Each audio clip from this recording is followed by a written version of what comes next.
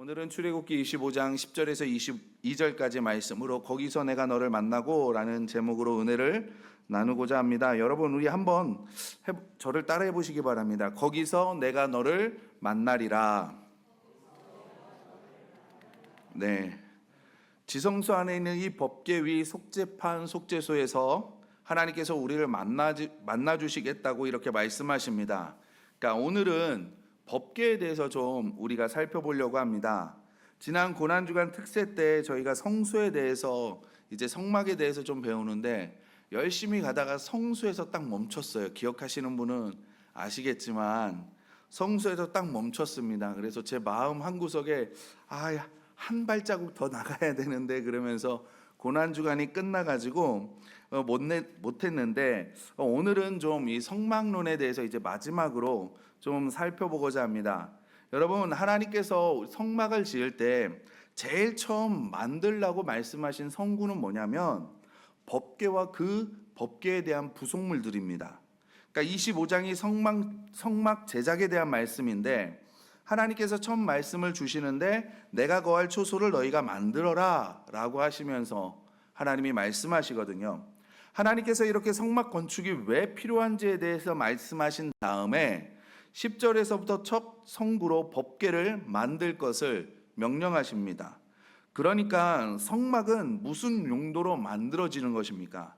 사실상 법궤를 넣어두기 위해서 하나님께서는 이 성막을 만드시는 거예요. 왜냐하면 하나님이 거기에 오고 싶으시니까. 하나님께서 지금 우리 안에 거하고 싶으시기 때문에 지금 집을 만들려고 하는 것이기 때문에 성막 건축의 가장 중요한 관심사는 어디에 있냐면 바로 법궤에 있는 겁니다. 그래서 여러분 교회는 하나님과 이스라엘 사이에 뭐냐면 계약의 상징이에요. 상징. 교회가 있으면 하나님이 오신다. 그런 개념이거든요. 그래서 우리가 교회를 보존하지 못하면 하나님의 임재를 잃게 된다라는 그런 계약입니다. 성막에서 가장 중요한 건 성구는 뭐냐면 법궤입니다. 그래서 이스라엘 백성들은 이 법궤로 굉장히 신중하게 다뤘어요.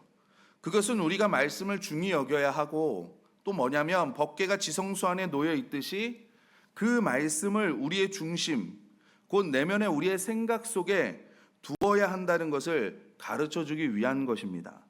그래서 우리가 하나님의 임재 가운데 살려면요, 우리 마음속에 반드시 하나님의 말씀을 두어야 돼요. 이스라엘을 보면 어디로 가든지 법궤가 항상 그 앞에 행합니다. 그러므로 성도들은 어디를 가든지 주의 말씀을 따라 가야 되고 또 나타내야 되는 거예요. 우리의 진행은 법궤를 따르는 일입니다. 법궤가 가면 나도 가고 법궤가 서면 나도 서는 거예요. 우리의 전쟁은 법궤의 전쟁입니다. 하나님이 오셔야 모든 전쟁에 승리할 수 있습니다. 왜냐하면 하나님은 법궤와 함께 계시기 때문에 그래요. 이 원리를 잘 활용했던 사람들이 이스라엘 백성들이라는 거죠. 그들은 태어나자마자 성경을 암송하죠. 적어도 그들의 생애에서 토라, 모세 오경은요, 다 암기시켜서 말씀으로 사람을 세워나갑니다.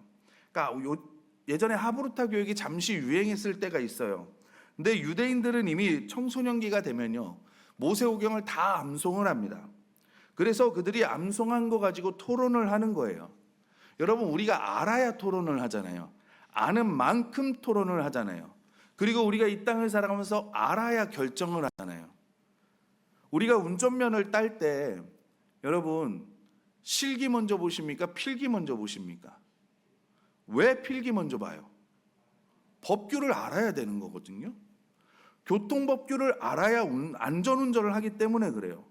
여러분 교통법규를 모르면 내 맘대로 운전하고 교통위반도 하고 딱지도 떼고 사고도 나고 막 여러 가지 사고를 경험하게 될 거잖아요. 얼마나 그 운전이 힘들겠습니까? 저도 이렇게 상도 터널을 오다가 상도역 사거리를 딱 지나치잖아요. 그러면 신상도 터널을 향해서 이렇게 와요. 그 사거리를 지나서. 근데 여러분 거기가 5차선인데 맨 마지막 차선만 직진되는 거 아세요? 운전하시는 분은 아실 겁니다. 근데 간혹 그거를 모르는 분이 4차선에서 직진을 해요. 그러면 그 건너편에서 경찰이 딱 기다리고 있다가 멈춰요. 세워요. 그리고 차선 위반으로 딱지를 뗍니다. 그런데 제가 이렇게 보니까 경찰이 서 있으면 한 10대에서 20대는 걸리는 것 같아요. 정말 많이 걸리거든요. 법규를 알아야 우리가 운전을 할 수 있는 거예요. 평생을 살면서 하나님의 말씀을 깊이 묵상하고 암송도 하고 그대로 살려고 애를 쓰고 우리가 볼 때는 좀 답답할 만큼 문자적으로 율법적으로 그렇게 신앙생활을 하고는 있는데 어찌됐건 하나님의 축복은 이스라엘 백성들에게 늘 함께 하십니다. 그 엄청난 재앙, 거의 2000년 동안 나라도 없이 세계 각국에 흩어졌지만 결국에는 하나님의 약속대로 그 말씀에 기록한 대로 그들은 본토에 돌아와 나라를 세우고 지금 마지막 종말을 위하는 시대를 준비하고 있는데 우리가 이 시대에 또 우리의 삶 속에서 정말 우리가 잘 살기를 원하고 또 하나님의 은총을 경험하고 보장하는 인생을 살려면요, 성경의 약속대로 우리가 법궤를 잘 모시는 거예요. 하나님의 법궤의 인도만 우리가 잘 따르잖아요. 그럼 나머지는 하나님이 보장해 주신다는 겁니다. 이게 신약에 와서는 어떤 말씀으로 나타나요? 먼저 그의 나라와 그의 의를 구하라. 그리하면 이 모든 것을 너희에게 더하시리라. 하나님이 이렇게 말씀해 주시잖아요. 그러나 어리석게도 우리는 이런 하나님의 말씀에 대한 중요성을 자꾸만 관가해요. 그리고 다른 것들을 더 중요하게 생각을 합니다. 그래서 말씀을 먹지를 못하거나 말씀을 공부하지 않는 것에 대해서는요, 우리가 깊이 생각하지 않아요. 반면 다른 것들에 대해서는 굉장히 민감합니다. 가령 어떤 부동산 투자의 기회를 놓쳤다, 굉장히 아쉬워하죠. 그리고 부동산 공부를 해요. 또 어떤 교육의 기회를 놓쳤다, 좋은 학교에 가야 되는데 그렇게 가지 못한 자녀들에 대한 애석한 마음들은 커요. 근데 내가 말씀을 먹지 못하고 내가 말씀을 공부하지 못하는 것에 대해서 우리는 아무런 감정이 없습니다. 여러분, 가장 중요한 말씀과의 관계는 자꾸 우리가 관가해요. 내 자녀가 말씀과 멀어지는 거요, 우리가 얼마나 무뎌져 있는지 아십니까? 지금 제가 잠깐 아이들만 말씀드렸지 우리의 삶에서 얼마나 그런 것들이 많은지 모릅니다. 세상의 사상이 지금 교회에 들어와서 교회 공동체성을 무너뜨리고요. 저도 마찬가지고요. 세상을 바삐 살다 보면, 일에 치이다 보면요, 하나님을 말씀을 생각하지 못할 때도 있어요. 여러분, 교회도 마찬가지입니다. 교회의 모든 프로그램 가운데 하나님의 말씀에 대한 절대적인 관심이 우리는 있어야 돼요. 모든 교인들이 하나님의 말씀을 듣고 공부하고 암송하고 실천하는데 강하게 강조하면 이것들에 우리가 좀 목을 매야 돼요. 그러나 오늘 우리 시대의 교회들이, 그리스도인들이 하나님의 말씀에 대해서 이미 법궤를 상실한 이런 비극적인 모습을 우리가 확인할 때가 간혹 있습니다. 여러분, 오늘 이후로 우리가 이런 하나님의 말씀에 대한 신뢰를 갖는다면 우리가 법궤를 되찾는 말씀으로 돌아가고 또 그 말씀이 내 삶을 지탱하는 원천이 될 수 있도록 우리 삶 가운데 우선순위가 정리되기를 주님의 이름으로 부탁드립니다. 여러분, 첫 번째로 하나님은 법궤와 함께 계십니다. 하나님이 말씀하심으로 창조가 시작되었던 것처럼 우리의 삶의 모든 출발은요, 말씀으로부터 시작이 됩니다. 언약궤가 움직이면 이스라엘의 진이 움직였어요. 하나님께서 말씀하실 때 우리는 움직여야 됩니다. 말씀이 모든 삶의 원칙이요 규범이요 지켜야 할 약속이 돼야 되는 거예요. 여러분, 설교를 통해서 우리가 말씀을 깨달았든지 아니면 성경을 읽다가 내가 어떤 감동을 받았다든지 혹은 기도하는 중에 마음에 어떤 감동을 두셨든 간에 어떤 하나님의 움직임, 하나님의 말씀이 나에게 있잖아요. 그러면 우리는 즉각적으로 그에 반응해야 됩니다. 이것이 법궤가 움직일 때 진이 움직이는 원리예요. 그런데 우리는 법궤가 움직여도 진이 움직이지 않는 경우도 있고 또 법궤의 움직임이 없는데도 내 마음대로 진행할 때도 있죠. 이 두 가지가 다 뭐냐면 불행한 삶이에요. 대표적인 사람이 누구예요? 사울이죠. 법궤가 움직이지 않았는데 사울은 움직이고 법궤가 움직이는데 사울은 움직이지 않았죠. 그 인생은 어떻게 됩니까? 왕이었지만 비참한 인생이 되잖아요. 그리스도의 삶의 첫 출발은 어디냐면 법궤를 제작하는 것으로부터 시작됩니다. 지금 성막의 첫 출발이 법궤 제작이잖아요. 오늘 본문이 법궤를 어떻게 만들어라 라는 하나님의 말씀이잖아요. 우리의 삶의 첫 출발도 법궤를 만드는 것부터 시작이 됩니다. 여러분, 나의 말씀에 대한 계획은 어떠세요? 여러분의 말씀에 대한 계획은 어떠세요?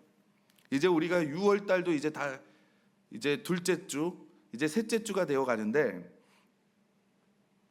여러분, 새해 맞이하면서 내가 이 2025년에는 성경을 1도 가겠다, 2도 가겠다, 그런 계획을 세우셨던 분 계시죠? 반 정도 지나는데 어찌 시편 한 100편까지는 읽으셨습니까? 반 정도는 읽으셔야 되는데, 내가 매일매일 성경을 어떻게 읽을 것인지, 정독을 할 것인지, 아니면 다독을 할 것인지, 아니면 연간에 내가 성경 공부를 어떻게 할 것인지, 여러분, 우리가 계획을 한번 세워보신 적 있으십니까? 우리가 말씀이 영의 양식이라는 거 알잖아요. 내 영을 살찌우고 내 영을 건강케 하고 내 영을 자라게 하는 게 말씀이라는 걸 우리가 아는데, 우리가 육신의 밥을 먹는 것은 중요하게 생각하는데, 그래서 몸에 좋은 것은 찾아 먹고 몸에 안 좋은 것은 가려 먹고, 몸이 어디가 안 좋을 때는 그것에 악영향을 미치는 것은 구별해서 먹고, 육의 건강은 우리가 그렇게 신경을 쓰는데, 여러분, 영의 건강을 우리가 그만큼 신경 쓰냐는 거죠. 영의 양식은 먹으려 하지 않아요. 그것에 대해서 우리가 무관심합니다. 여러분, 내가 3일 정도만 밥을 안 먹는다고 생각을 해보세요. 힘 써야 되는 곳에 힘을 쓸 수 있습니까? 우리 흔히 밥심이라 그러잖아요. 밥심. 제가 시골에 가면 깜짝깜짝 놀래요. 저도 밥을 많이 먹는데 저는 비할 바가 아니에요. 농사를 짓는데 저의 한 3배를 드시는 것 같아요.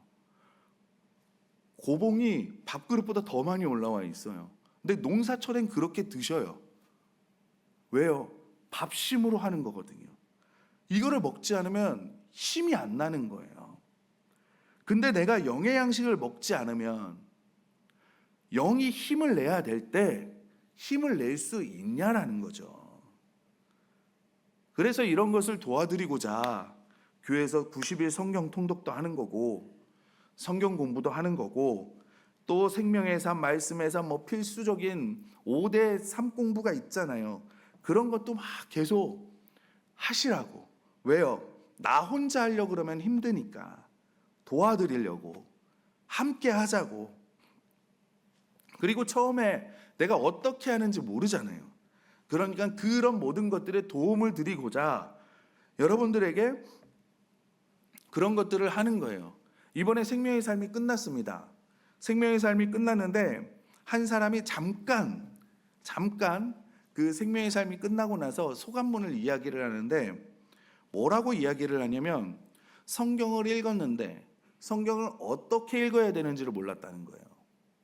근데 이 생명의 삶이 끝나고 나니까 내가 성경을 어떻게 읽어야 되는지를 알겠다는 거죠. 그러니까 그런 것들을 배워가는 거예요. 우리가 다 거룩한 하나님 나라 제사장으로 부름을 받았는데, 여러분, 우리가 일생 한번 80, 90, 100년 정말 법궤 한번 못 옮겨보고 죽는 거 너무나 불행하잖아요. 법궤 한번 움직이지도 못하고 하나님 앞에 부름받아가는 거 너무나 억울하잖아요. 법궤를 옮기는 거 어깨로 옮기는 거예요. 그죠? 수레에 태우는 거 아닙니다. 어깨에 옮기는 거예요. 제사장의 어깨에. 여러분, 쉽게 공부해가지고 전달하려고 하지 마세요. 정말 그 무거운 법궤를 어깨에 메고 자기 수고와 땀과 노력과 희생을 통해서 이 법궤를 제사장들이 옮겨갑니다. 여러분, 우리 평생에 저와 여러분이 정말, 하나님, 내가 제사장인데, 하나님께서 제사장으로 불러주셨는데 법궤를 옮기는 일을 제가 정말 하고 싶습니다. 이렇게 우리가 기도도 하고, 하나님, 우리 영도교회 삼공부가 필수 삼공부도 있고, 또 90일 통독, 말씀의 삶, 부부의 삶, 커플의 삶, 생명언어의 삶, 부모의 삶, 여러 가지 삼공부들이 있는데, 하나님, 내가 이것을 좀 듣고 이거를 듣는 걸로 멈추는 게 아니라 이제는 내가 이 삼공부를 가르칠 수 있는 사람이 되게 해주십시오라고 한번 우리가 기도해 봤으면 좋겠습니다. 그래서 저와 여러분이 저와 함께 같이 삶 공부도 가르치시고 우리 영도교회가 영혼 구원해야 제자 삼는 공동체잖아요. 이걸 세우려고 하는데 나를 닮는 제자, 그런 제자를 키울 수 있는 여러분들이 되시기를 주님의 이름으로 부탁드립니다. 그래서 우리가 이제 삶 공부를 하면 여러분도 이제 제 옆에서 도와주시고 나중에 생명 언어의 삶이나 말씀의 삶, 부모의 삶 이런 거를 할 때에는 여러분들도 들으시지만 여러분들이 또 가르치는 위치에서 잘 배우셔서 잘 가르치셔서 정말 그 가정도 살리고 부모도 살리고 그 영혼도 살리는 일에 크게 쓰임 받기를 주님의 이름으로 소원합니다. 그리고 법궤는요, 증거궤라고도 불렸어요. 하나님을 보여주는 나의 증거는 무엇이냐라는 거죠.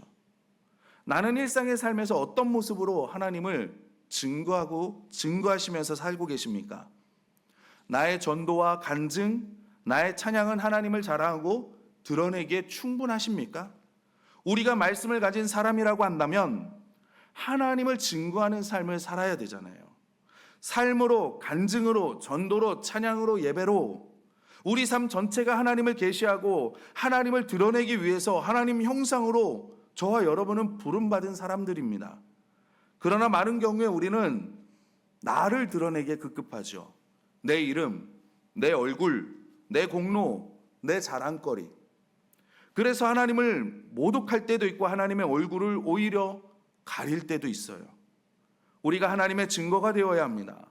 하나님을 보여주고 하나님을 계시하고 하나님을 나타내고 또 우리의 간증을 통해서 사람들이 야, 네가 믿는 하나님 정말 멋지신 분이시구나, 이런 소리를 우리를 통해 하나님이 듣고 싶으시다는 거예요. 많은 사람들이 내 간증을 듣고 하나님께로 돌아오게 하는 이런 역사, 그런 놀라운 일들이 우리 모든 영도교회 성도님들에게 있기를 축원합니다. 또 우리의 전쟁은 법궤의 전쟁이에요. 뭐냐면 법궤를 빼앗기면 우리는 영적 전쟁에서 지게 되어 있습니다. 결국 우리의 삶의 성공과 실패는 어디에 있냐면 법궤의 관계에 있어요. 홈리와 비느하스 어때요? 법궤를 지키지 못하잖아요. 그래서 이스라엘이 패배하게 됩니다. 사단은 우리에게 법궤를 빼앗아 가려고 해요. 어떻게 해요? 절대 말씀 읽지 마. 절대 말씀에 순종하지 마. 야, 말씀 안 읽어도 돼. 말씀대로 순종하는 게 아니라 네가 살고 싶은 대로 살아. 계속 이렇게 우리에게 얘기를 합니다. 그래서 우리는 읽고 듣고 공부하고 묵상하고 암송하고 순종하는 삶, 이것을 지킴으로 하나님의 임재를 내 안에서 잃지 않아야 된다는 거죠. 성경을 읽고 공부하고 묵상하면요, 절대로 삐뚤어질 수가 없습니다. 왜냐하면 그 말씀이 여러분을 지탱하기 때문에 그래요. 여러분, 우리가 좋은 책 한 권을 읽으면 기분이 참 좋잖아요. 그러죠. 그래서 그 작가가 누구인지 보고 그 작가가 쓴 책들을 우리가 계속 찾아서 읽어요. 그게 보통 사람들의 행동 패턴이거든요. 그리고 그 책들을 계속 곱씹습니다. 곱씹어요.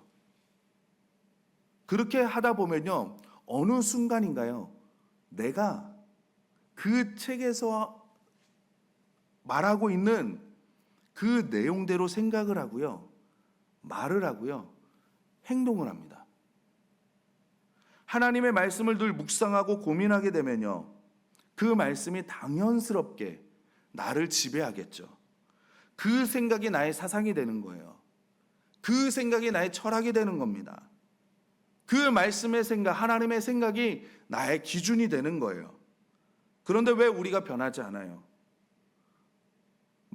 하나님의 말씀을 제쳐두고 우리가 다른 생각을 자꾸만 입력시키기 때문에 그렇습니다.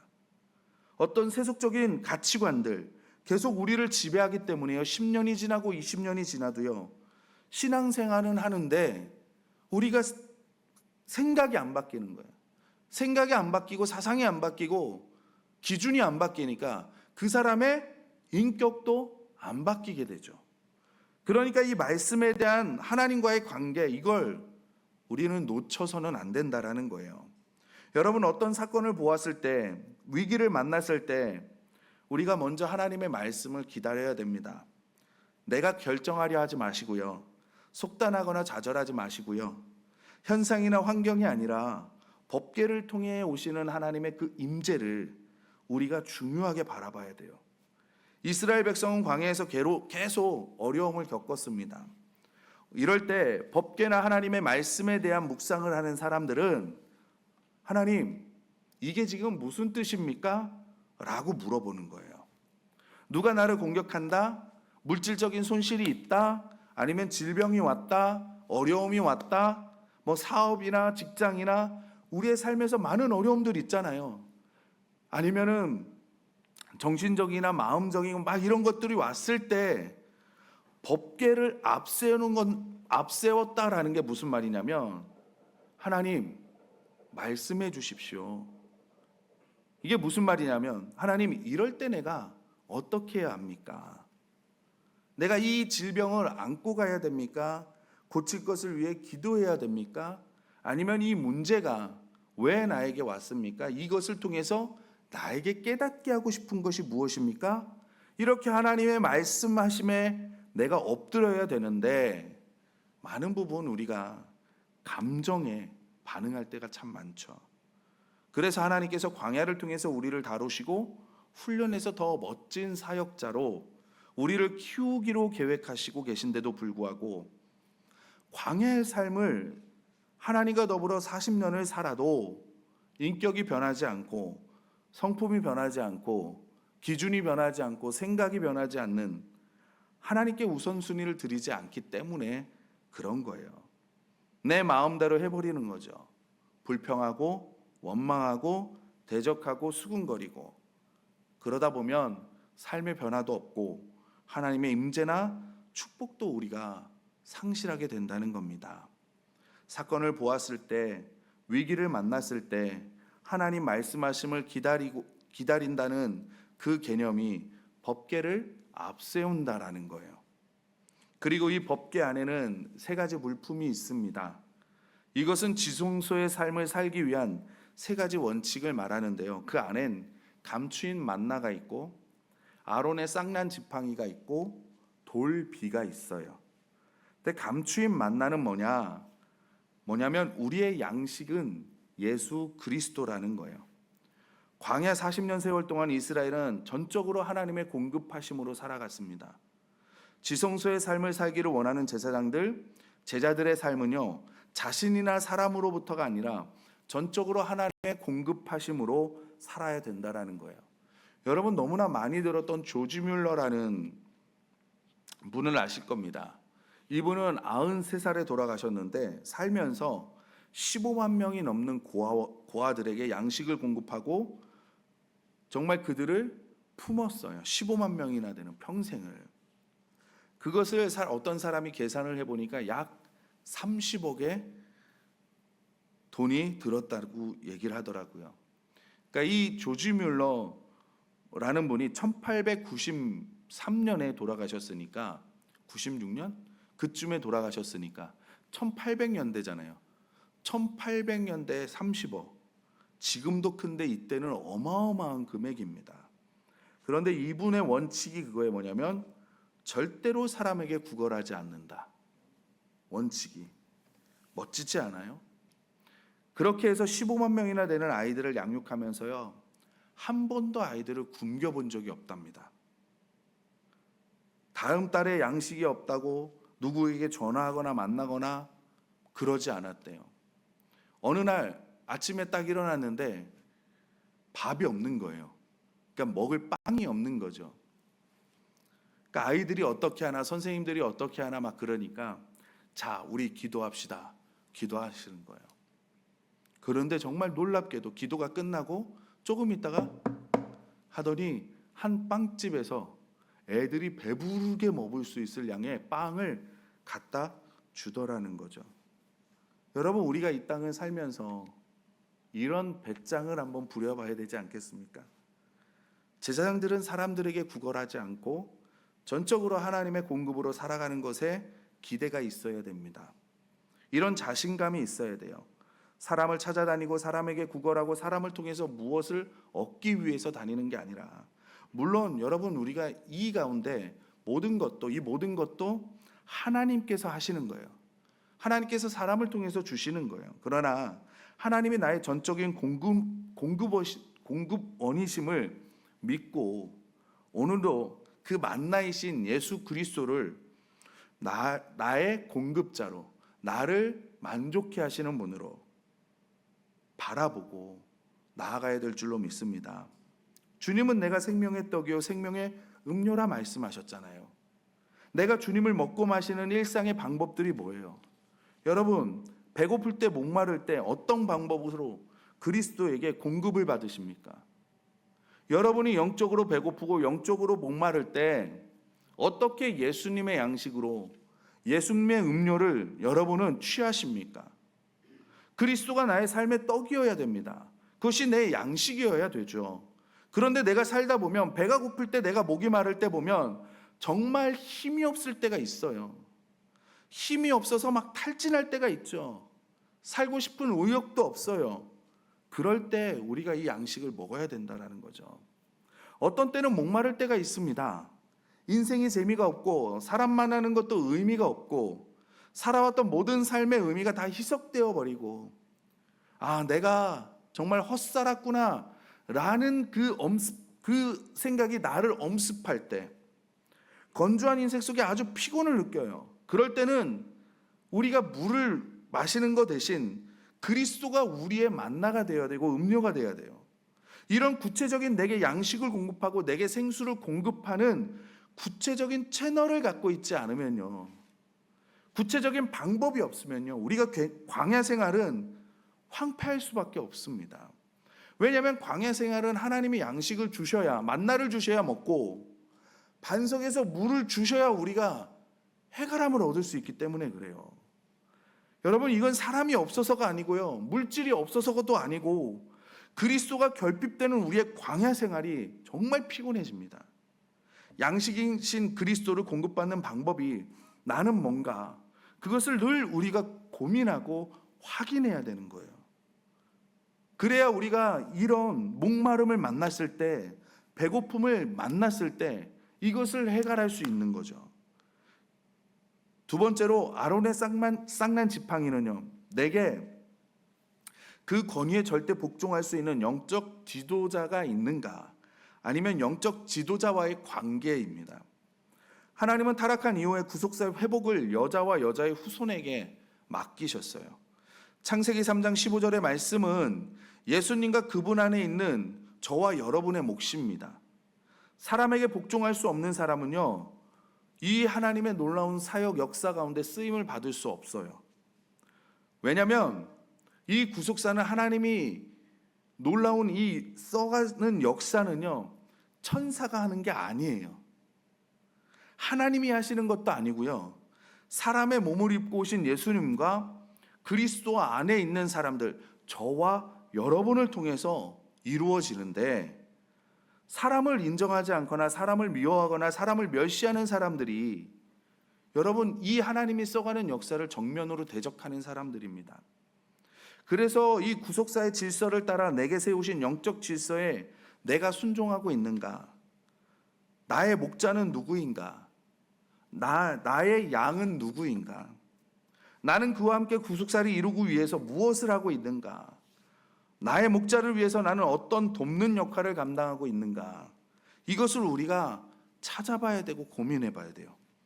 우리가 성경을 보면 여호수아를 그냥 여호수아 부르지 않아요. 뭐라고 불러요? 눈의 아들 여호수아라 그러죠. 갈렙은요, 여분네의 아들 갈렙이라 그래요. 무슨 말이에요? 영적인 계보가 있다는 거예요. 왜냐하면 성경은 영적 질서거든요. 반드시 영적인 계보가 있어야 됩니다. 내 영적인 아비는 누구입니까? 여러분의 영적인 아비는 누구예요? 내가 낳은 내 자식은 누군가 닮잖아요. 그렇죠?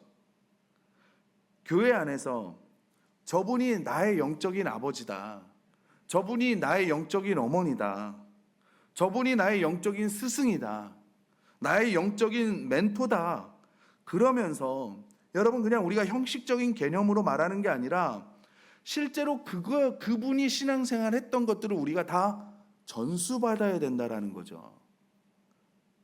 아, 이분은 나의 영적인 스승이야 라고 말한다면 그분이 하는 영적 삶의 그런 비결들을 우리가 다 전수받아야 되는 거예요. 그래서 우리 영도교회 모토가 뭐예요? 보고 배우는 신앙생활이잖아요. 보고 배우는 거. 또 저 사람이 내 양이다, 내가 섬겨야 할 제자다, 그러면 내게 있는 좋은 것들, 내가 주님으로부터 받았던 것들을 다 전수해 주셔야 되는 겁니다. 여러분, 부모님들이 자녀들에게 좋은 걸 주기를 원해요? 나쁜 걸 주기를 원해요? 좋은 걸 주기를 원하잖아요. 넘치게 주기를 원해요? 모자라게 주기를 원해요? 넘치게 주기를 원하잖아요. 그러니까 우리가 부모가 갖고 있는 것보다 더 많은 걸 주려고 애쓰잖아요, 부모님들은. 그게 영적 부모의 마음이라는 겁니다. 그러나 부모를 잘못 만난 아이들은 어때요? 자기가 자기 인생을 책임져야 되잖아요. 그렇죠? 이게 뭐 물질이나 뭐 그런 것들이 아니라 우리가 전체적으로 좀 보면 아우 참 부모님이 왜 저럴까 그러는 아이들 있잖아요. 그 아이들을 보면 그 아이들은 자신의 삶을 자기가 책임져야 된다라는 거예요. 여러분, 나는 그런 나에게 맡겨주신 그 양, 하나님께서 나에게 맡겨주신 그 제자에게 좋은 부모입니까? 아니면 나쁜 부모입니까? 하나님은 영적인 계보를 따라서 사람을 통해서 전달하도록 하셨는데, 그런데 오늘 우리 시대의 교회를 가장 큰 비극은 뭐냐면 이 영적 계보가 점점 줄어든다는 거예요. 내 목자도 없고 내 양도 없어요. 목자의 입장에서는 내가 목자라 그러면 내 목숨을 버려서 살려야 할 양도 없고, 또 양의 입장에서는 양은 그 목자의 음성을 아는 거로 제 목자의 음성을 따라간다 주님이 말씀하시잖아요. 뭐예요? 내가 양으로서 내 목숨을 걸고 따라야 할 내 영적인 아비가 되는 사람도 없는 거예요. 그러니까 교회가 연약할 수밖에 없는 거죠. 사단이 음부의 검세에 자꾸 위협을 당하고 농락당할 수밖에 없는 거죠. 가정 내에서 부모와 자식 간의 관계가 연대가 끈끈하지 않으면 어때요? 가정이 힘을 잃잖아요. 하나됨이 없어지잖아요. 연합함이 없어지잖아요. 따로따로 놀잖아요. 교회도 마찬가지예요.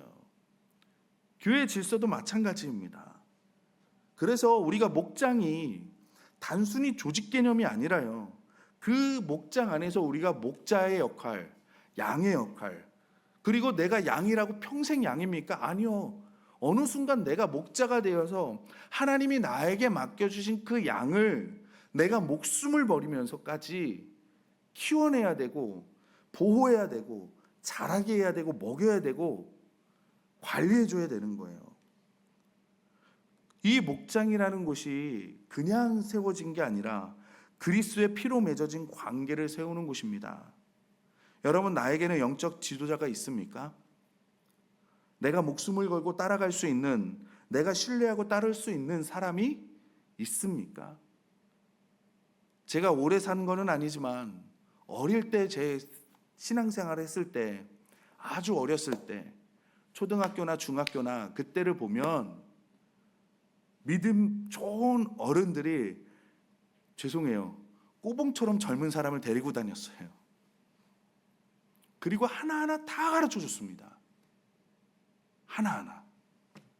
그러면 나중에 되면요, 그 젊은 사람이 1년이 지나고 2년이 지나고 3년이 지나고 5년이 지나잖아요.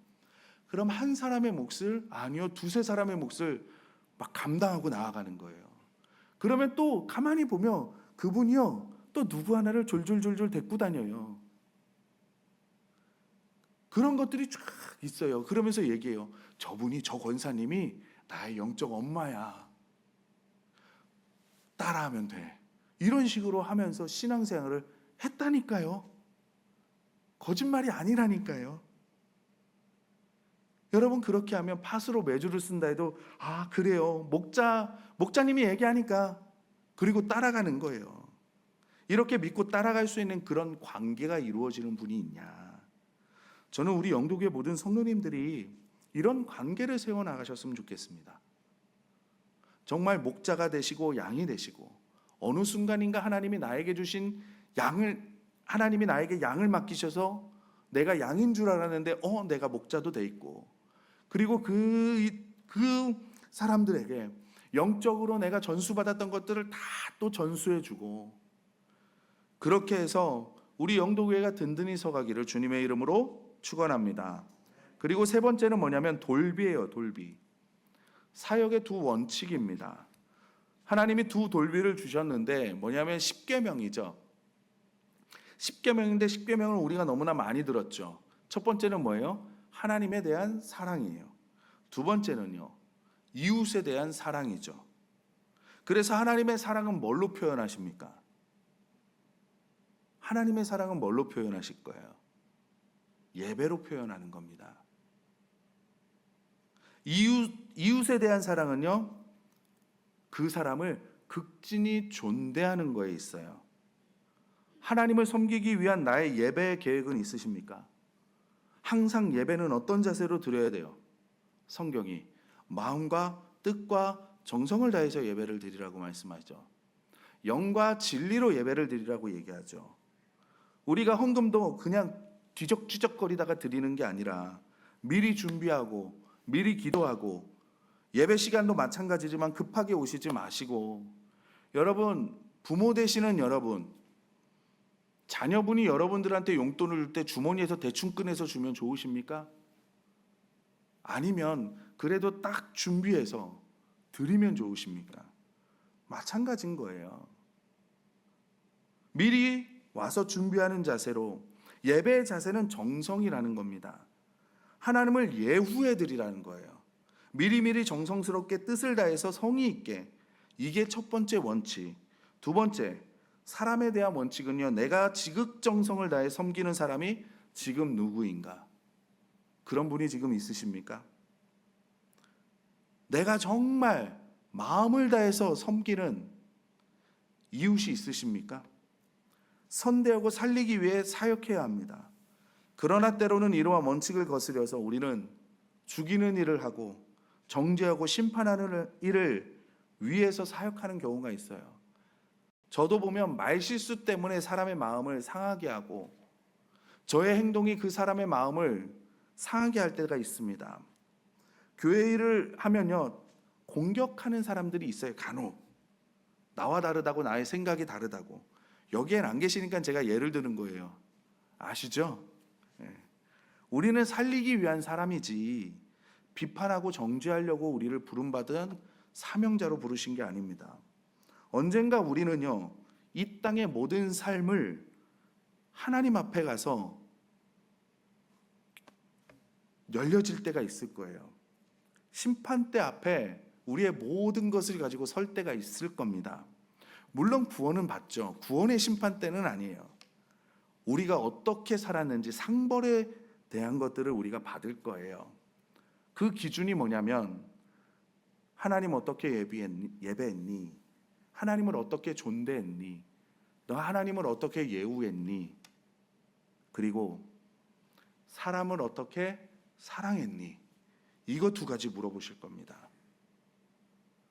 사람 사랑의 원칙은 뭐냐면, 자기 몸을 돌보듯 자기를 소중하게 여기는 사람은 남도 그렇게 대해야 된다는 거예요. 자기는 그냥 위하면서 다른 사람을 멸시하고 함부로 말을 하고, 이거는 사랑이 아니라는 거죠. 하나님 사랑, 이웃 사랑, 이 두 가지가 모든 선지자와 율법의 대강령이라고 예수님이 결론을 맺어 주셨습니다. 그리고 지성소 안에 법궤와 더불어서 두 번째 뭐가 있냐면 속죄소가 있어요. 이 속죄소는 바로 법궤의 뚜껑을 말합니다. 한번 화면을 보시도록 하겠습니다. 이게 법궤예요. 법궤. 여기를 보면 법궤가 이렇게 생겼습니다. 날개 두 개가 달린 게 보이시죠? 그게 그룹입니다. 그룹.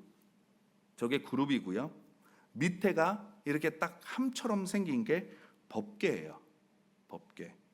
그리고 그룹과 법궤 사이에 판이 하나가 이렇게 덮개가 있죠. 그게 뭐냐면 속죄소 속죄판이라고 말을 합니다. 사진 한번 보여주시죠. 또 저 안에 보이시죠? 이거는 그 안에 뭐가 있냐면 항아리 같은 게 거기에 만나가 들어가 있고요. 두 개 이렇게 날개처럼 생기게 돌비예요, 돌비. 그리고 쭉 작대기 같은 게 뭐예요? 아론의 쌍난 지팡이. 이게 이제 안에 있는 겁니다. 그래서 한번 다음 사진을 보면 그 안에 있는 거 이제 끄집어내면 저렇게 있는 거죠. 두 돌비가 있고 항아리 만나가 있고 아론의 쌍난 지팡이가 있습니다. 그룹 밑에 있는 판, 속죄판, 속죄소 혹은 시은좌라고 얘기를 하는데 이 시은좌가 뭐냐면 은혜를 받는 장소라는 거예요. 그래서 이 판 위에다가 피를 뿌리고 하나님께서 거기서 내가 너를 만나겠다라고 말씀하시는 거죠. 그래서 속죄소에서 만나는 것은 무엇이냐면 하나님은 당신의 영광의 그룹 가운데서만 우리를 만나신다는 겁니다. 이것은 시은좌예요. 그리스도의 피를 가지고 시은좌 위에까지 앞에까지 우리가 나아가야 된다는 거죠. 우리가 하나님의 영광을 체험하는 것은 어디냐면 속죄소 시은좌입니다. 그 밑은 하나님의 자기 증거인 말씀이 있고요. 은혜와 진리 그리고 자비와 공의는 언제나 공존한다는 거예요. 그러니까 우리는 속죄소에서 은혜를 받고 그 다음에 밑에서는 뭐냐면 원리와 원칙이 있는 거예요. 은혜를 경험한 사람은 언제나 공의 앞에 섭니다. 하나님의 공의 앞에 서요. 하나님의 존전에 서서 우리 자신의 의의를 판단받을 때는 언제나 은혜를 경험한 다음이에요. 은혜를 받고 공의 앞에 선다는 것은 지성소의 원칙은 뭐냐면 우리의 삶의 원칙이 되어야 한다는 거예요. 속죄선의 말은 히브리 말로 덮는다라는 거거든요. 그것은 사람들의 죄를 피로 대속해 덮어준다라는 용서의 뜻과 관련되어 있는 겁니다. 그래서 속죄선은 법궤를 덮는데 그것은 정금으로 제조됐고 법궤의 수치와 속죄소의 수치는 똑같아요. 은혜와 원칙의 사이즈는 동일하다는 겁니다. 은혜의 보좌 앞에 우리가 담대히 나아가라는 말은 뭐냐면 이 속죄소를 염두에 두고 하는 말씀인 거예요. 그래서 대제사장은 언약궤 위에 피를 뿌리고 이제 이스라엘은 모든 죄의 내용은 피 아래 있게 된다. 은혜 아래 있게 된다. 그런 거죠. 그래서 하나님이 우리의 죄를 보시는 게 아니라 그리스도의 피만 보시고 너는 의롭다 말씀해 주시는 거예요. 그리고 세 번째는 그룹입니다. 하나님의 영광 임재를 상징하는 건데 하나님의 거룩과 영광을 선포하고 지키는 역할을 감당해요. 이 그룹의 모양은 어떤지 정확하게 기록되어 있지 않아요. 그림으로 나타나 있지는 않으니까. 다만 성경 곳곳의 기록들을 종합해 볼 때 날개를 가졌고 사람과 비슷한 모양을 하고 있는 것으로 추정이 돼요. 그래서 거룩한 것, 영광스러운 것 늘 보존되고 지켜져야 됩니다. 하나님은 사람이 범죄한 이후에 그룹들과 두루 도는 불칼로 생명나무의 길을 지키게 하셨어요. 그룹들이 하나님의 영광을 지켰었고 타락한 사람 죄인들은 그룹들을 통하여 하나님의 영광에 다가가는 일에 제한을 받음으로 우리가 보호하심을 받는 겁니다. 그룹들은 그 날개를 펴서 그 날개로 속죄소를 덮고 그룹은 하나님을 수종하는 자이기 때문에 언제든지 날개를 펴서 하나님의 명령에 신속히 순종할 준비를 하고 있는 거죠. 천사들이 하나님 아버지의 얼굴을 항상 쳐다보고 있는 이유는 그의 명령이 떨어지자마자 하나님의 명령이 떨어지자마자 즉시 순종하려는 까닭입니다. 이제 우리가 이제 성막에 대해서 이제 마지막인 거예요. 결론입니다. 성막 문에서 구원의 여정 그리고 그리스도에 대한 체험이 시작됐다면 구원의 결과 곧 마지막 목표는요. 하나님의 영광의 임재를 체험하는 지성소에 있는 거예요. 지성소 안에는 하나님의 공의와 사랑이 결정인 법궤가 있습니다. 출발 지점에서 만족하는 신앙이 아니라 하나님이 인도하시는 수준까지 도달해서 하나님과 교통하는 신앙으로 성장하시기를 주님의 이름으로 소원합니다.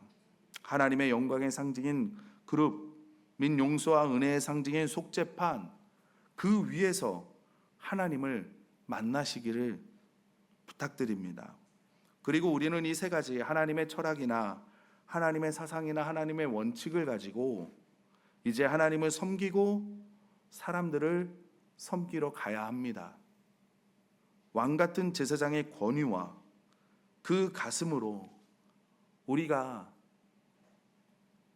가깝게는 우리의 형제 자매를, 좀 더 우리의 가족을, 좀 더 우리의 이 지역을 정말 섬김으로 정말 주님을 모르는 이들에게 예수 그리스도를 증거하고 저와 여러분과 함께 이제는 영혼 구원하여 제자 삼는 하나님의 귀한 사명, 주님의 그 지상 명령을 이루어 나가시는 저와 여러분들이 되시기를 주님의 이름으로 소원합니다.